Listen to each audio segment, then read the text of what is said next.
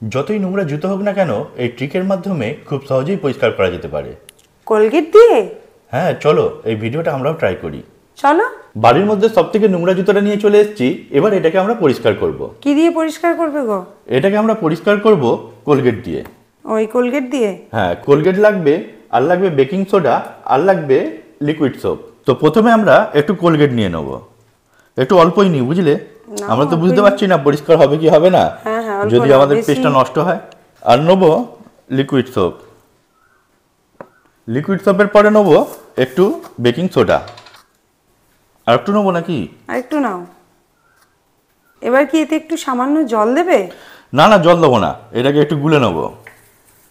এরকম করে এটাকে বানিয়ে নেব।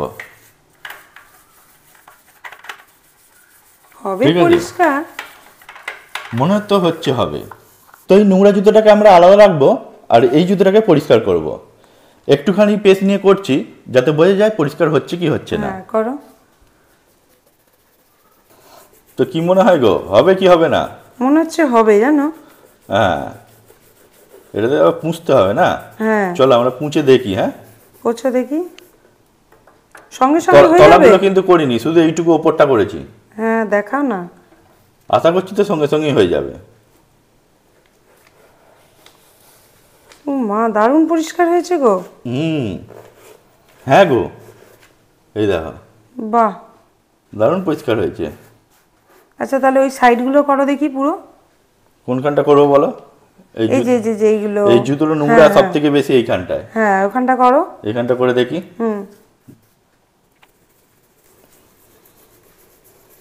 পুরো অংশটাই নাও। পুরো অংশটাই নেবো? হ্যাঁ। তুমি পুরো জুতোটাই কি আমাকে পরিষ্কার করিয়ে ছাড়বে নাকি? না, অল্প অংশটা করলে না বোঝা যাবে যে পাশের গুলো দেখে কম্পেয়ার করা যাবে। হ্যাঁ, সেই জন্যই করা। বেশি ডলতেও হলো না।